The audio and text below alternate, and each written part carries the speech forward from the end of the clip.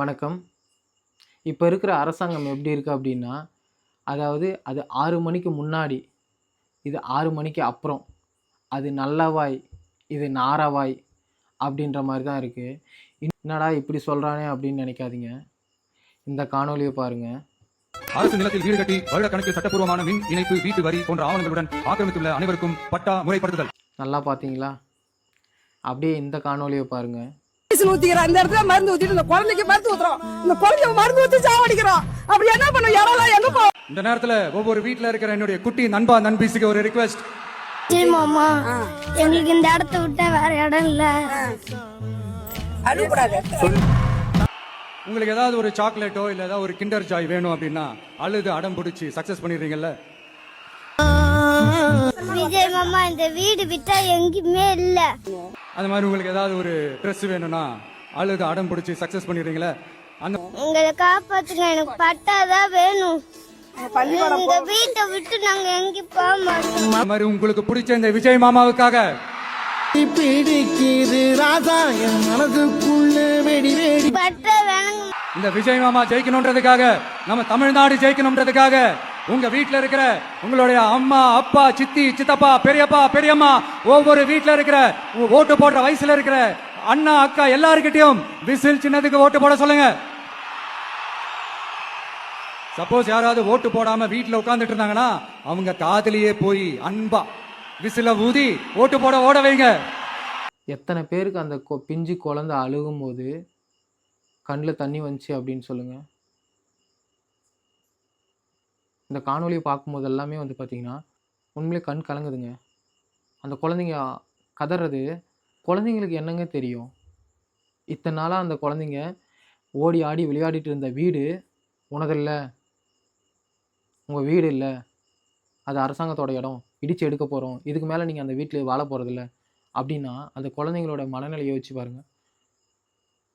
ஒன்றும் இல்லை, நீங்கள் உங்களோட வீட்டிலேருந்து வெளியே போய் நின்றுட்டு உங்கள் வீட்டை பார்த்துட்டு ஒன்று திங்க் பண்ணுங்கள். இதுக்கு மேலே இந்த வீடு வந்து உங்களது இல்லை, இதுக்கு மேலே இந்த வீட்டில் வந்து நீங்கள் வாழ போகிறதில்ல, இதை வந்து இடித்து நொறுக்க போகிறாங்க, நீங்கள் நடுத்தெருவில் நிற்க போகிறீங்க, வேற எங்கேயோ போக சொல்கிறாங்க அப்படின்னு நீங்கள் நினச்சி பாருங்கள். உங்களுடைய மனநிலை என்னவாக இருக்கும்? இவ்வளோ பெருசாக வளர்ந்துருக்க நமக்கே வந்து பார்த்திங்கன்னா அந்த ஒரு சுச்சுவேஷன் வந்துச்சு அப்படின்னா எப்படி இருக்கும்? அந்த குழந்தைங்களுக்கு எப்படி இருக்கும்னு நினச்சி பாருங்கள். எனக்கு ஒரே ஒரு கேள்வி தான், மாண்புமிகு முதல்வர் அவர்களே, நீங்கள் ஓட்டு கேட்கும் போது உங்களுடைய மாநாட்டில் எல்லாம் என்ன சொன்னீங்க? என்னுடைய குட்டி நண்பா நண்பீஸ், நீங்கள்லாம் வந்து கிண்டர் ஜாய்க்கு எப்படி அடம் பிடிச்சி வாங்குவீங்களோ அதே மாதிரி இந்த மாமாவுக்காக உங்கள் வீட்டில் இருக்கிற அண்ணா, அக்கா, அப்பா, அம்மா, மாமா, அத்தை எல்லாருக்கிட்டையும் கெஞ்சி அடம் பிடிச்சி மாமாவுக்காக ஓட்டு போட சொல்லுங்கள் அப்படின்னு தானே ஓட்டு வாங்கினீங்க. அப்படி அடம் பிடிச்சி நீங்கள் வரணும் அப்படின்றதுக்காக ஓட்டு போட வச்சு அந்த குழந்தைகளோட நிலைமை இன்னைக்கு இப்படி தான் இருக்குது. உங்களுக்காக ஓட்டு வாங்கின அந்த குழந்தைகள் முட்டாள்களா? அவங்களோட நிலைமை இன்னைக்கு நடுத்தெருவில் விட்டுருக்கீங்க. இதுக்கு என்ன பதில் சொல்ல போகிறீங்க முதல்வர் அவர்களே? நான் உங்கள் மேலே எந்த ஒரு பழியும் தூக்கி போடல. நான் டிஎம்கேவும் கிடையாது. நான் ஒரு பொதுவான ஒரு குடிமகன். ஒன்றே ஒன்று ஃப்ரேம் பண்ணிடுவீங்க, இவன் டிஎம்கே, இவன் ஏடிஎம்கே, இவன் இந்த கட்சி அந்த கட்சி அப்படின்னு சொல்லிட்டு ஃப்ரேம் பண்ணுவீங்க. நான் சாதாரண ஒரு மக்களாக ஒரு குரலாக ஒரு கேள்வி கேட்குறேன். உங்களுக்காக தானே அந்த பிஞ்சு குழந்தைகள் அவங்களோட வீட்டில் அடம் பிடிச்சி விஜய் மாமாவுக்கு ஓட்டு போடுங்க அப்படின்னு சொல்லிட்டு உங்களுக்காக ஓட்டு கேட்டு ஓட்டு வாங்கி கொடுத்து உங்களை வின் பண்ண வச்சு நீங்கள் பதவி ஏற்கிறதுக்கு முக்கிய காரணமாக இருந்ததே அந்த பிஞ்சு குழந்தைங்க தான். இன்றைக்கி அந்த பிஞ்சு குழந்தைங்கள தான் நீங்கள் அள வச்சுருக்கீங்க. 42 வருஷமாக அந்த வீட்டில் தான் அவங்க வாழ்ந்துட்டுருக்காங்க. அந்த 42 வருஷத்துக்கு முன்னாடி இது அரசாங்கத்தால் கட்டி கொடுக்கப்பட்ட வீடு தான் அந்த வீடுகள் எல்லாம். இத்தனை வருஷமாக இது வந்து அரசாங்க இடம் அப்படின்னு உங்களுக்கு தெரியலையா? நீங்கள் என்ன சொன்னீங்க? அரசாங்க இடத்துல பல வருடங்களாக வீடு கட்டி மின் இணைப்பு, குடிநீர் இணைப்பு வாங்கி இதுக்கெல்லாம் வரி செலுத்திட்டு இருக்க அனைத்து வீடுகளுக்கும் பட்டா முறைப்படுத்துதல், அதாவது பட்டா கவர்மெண்ட்டே கொடுக்கறதா சொல்லி தான் ஓட்டு வாங்குனீங்க. ஆனா இன்னைக்கு என்ன நடந்திருக்கு? அந்த மாரியான இருக்கிற வீடுகளெல்லாம் இடிச்சு தள்ளிட்டு வந்துட்டுருக்கீங்க. இத்தன வருஷமா அவங்க வாழ்ந்துட்டு வராங்களே, திடீர்னு நீங்க வெளிய போங்க அப்டின்னா, அவங்க எங்க போவாங்க? அப்படி நீங்க வெளிய தள்ளணும் அப்டின்னா, அதற்கான ஒரு முன்னேற்பாடு நீங்க செஞ்சிருக்கணும். அவங்களுக்கு ஆல்டர்னேட்டிவா இப்ப தங்கறதுக்கோ, இல்ல அவங்களுடைய லைஃப்ப வந்து ரன் பண்றதுக்கான ஒரு சூழ்நிலைய நீங்க தான் உருவாக்கி குடுத்துருக்கணும். அதுக்கப்புறமா தான் அந்த அரசாங்க இடத்த வந்து நீங்க கையகப்படுத்தியிருக்கணும். நான் அவங்க அப்பா, அம்மாலாம் விடுங்க. உங்களுக்காக ஓட்டு வாங்கி எல்லார்கிட்டயும் கெஞ்சி கூத்தாடி ஓட்டு வாங்கி உங்கள வின் பண்ண வச்ச உங்களோட குட்டி நண்பா, நண்பீஸ்.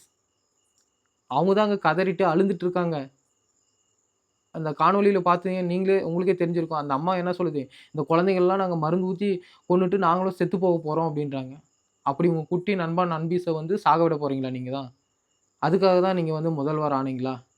அதாவது இன்றைய முதலமைச்சரா இருக்கிறவங்களும் சரி, இதுக்கு முன்னாடி இருந்தவங்களும் சரி, மத்த கட்சியில இருக்கவங்க எல்லாருமே வந்து யாரும் க தலைவர்களே கிடையாது. எல்லாருமே சுயநலம் புடிச்ச அரசியல்வாதிகளாக மட்டும் தான் இருக்காங்க.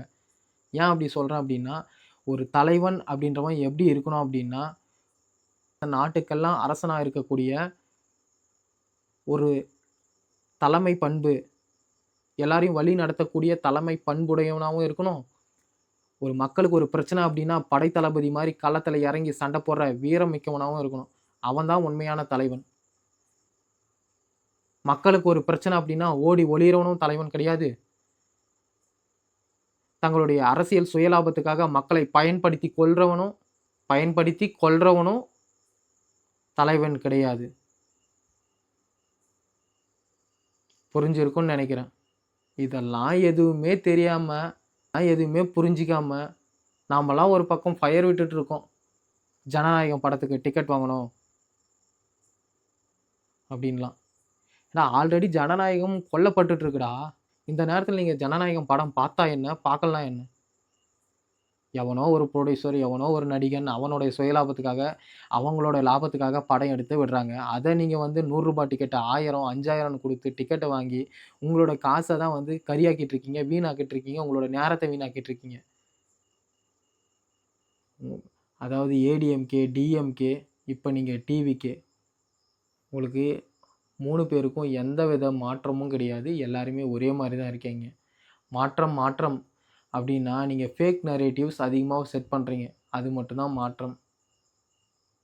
செய்யாத விஷயங்கள செஞ்சேன் அப்டின்னு சொல்லிட்டு ஃபேக் நியூஸ ஸ்ப்ரெட் பண்ணிட்டு இருக்கீங்க.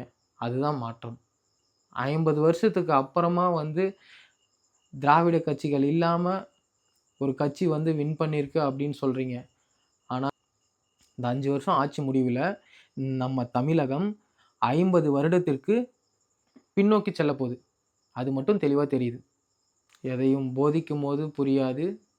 பாதிக்கும்போது தான் புரியும். அப்பயும் நீங்க சிந்திப்பீங்களா அப்படின்றது கண்டிப்பா தெரியல. பல பேரோட வாயில நானும் அந்த கட்சிக்கு தான் ஓட்டு போட்டேன். ஆனா, இப்ப எதுவுமே வந்து மாற்றம் நடக்கல. அப்படின்ற மாரியான ஸ்டேட்மெண்ட்ஸ் நெறைய கேட்டாச்சு. உங்களுக்கு இந்த வீடியோவோட ஸ்டார்ட்டிங்ல இந்த குழந்தைங்கலாம் அழுற மாரியான ஒரு வீடியோ ஒண்ணு போட்டேன். அந்த வீடியோவ என்கிட்ட வந்து டிவிகேக்கு சப்போர்ட் பண்ண ஒரு நபருக்கு அனுப்பி, இதுக்கு என்ன பதில் சொல்ல போறீங்க? அப்படின்னு கேள்வி கேட்டு கிட்டத்தட்ட 2 நாள் ஆச்சு. இப்ப வரைக்கும் அதுக்கான ஒரு சின்ன மெசேஜ் கூட எனக்கு வரல. ஏன்னா, அவங்களால பதில் சொல்ல முடியாது. அதுவே அதுக்கு முன்னாடியெல்லாம் மணிக்கணக்கா வாய்ஸ் மெசேஜா பண்ணுவாங்க. முட்டு குடுத்துட்டே இருப்பான். ஆனா, உண்மையிலேயே இந்த மாரி ஒரு பிரச்சனை போயிட்டுருக்கு. இதுக்கு என்னடா உன்னோட பதில் அப்படின்னு நான் அனுப்பும்போது, வாய மூடிட்டு இருக்கான் 2 நாளா. இப்ப வராது. ஏன்னா, இப்ப வந்து அவன் பிஸியா இருப்பான். ஜனநாயகம் படத்துக்கு டிக்கெட் வாங்குறதுல பிஸியா இருப்பான். உண்மையான பிரச்சனை என்னன்றது உங்களுக்கும் தெரியும். ஆனா, ஒருத்தர் வந்து நம்ம சப்போர்ட் பண்றோன்ற பேர்ல முட்டாள்தனமா கேள்வி கேட்கிறவங்களையும், அசிங்கமா பேசுறது, இந்த மாரி விஷயங்கள்ல ஈடுபட்டீங்க அப்படின்னா, அது நீங்க ஃபாலோ பண்றீங்கல்ல ஒருத்தரு, அவருக்கும் கெட்ட பேர தான் கொண்டு போய் சேர்த்தும். அப்படின்னா உங்க தலைவரும் அதே மாரி தான் அப்படின்றத நீங்களே ஒத்துக்கிறீங்க அப்படின்றது தான் அர்த்தம். இதுவரைக்கும் இந்த காணொளிய முடிச்சுக்கலாம். அடுத்தடுத்த பிரச்சனைகள் மக்களுக்கான பிரச்சனைகள வந்து கன்டினியூவா பேசிட்டே தான் இருப்பேன். சப்போர்ட் பண்ணுங்க. ஏன்னா, மக்களுடைய பிரச்சனைகள பேசாம உனக்கு என்ன, நமக்கு என்ன அப்படின்ட்டு போறதுனால தான் இங்க தவறுகள் வந்து அதிகரிச்சுட்டே இருக்கு. கேள்வி கேட்டோம் அப்படின்னா தான், விமர்சனம் வைத்தா தான் அதுக்கான ஒரு முற்றுப்புள்ளி கிடைக்கும் அப்படின்றது எனக்கு ஒரு சின்ன ஒரு நம்பிக்கை இருக்கு. ஏன்னா, கேள்வி கேட்டுட்டே இருந்தோம்னா தான் பதில் சொல்ல திணறுவாங்க. ஸோ, அவங்க மேல இருக்க தப்ப வந்து உணருவாங்க. அதுக்காக தான் என்னோட சிறிய முயற்சி. தயவு செஞ்சு சப்போர்ட் பண்ணுங்க. அடுத்தடுத்த காணொளியில மக்களுக்கான பிரச்சனைகள அடுத்தடுத்து நம்ம பேசிட்டே இருக்கலாம். வணக்கம்.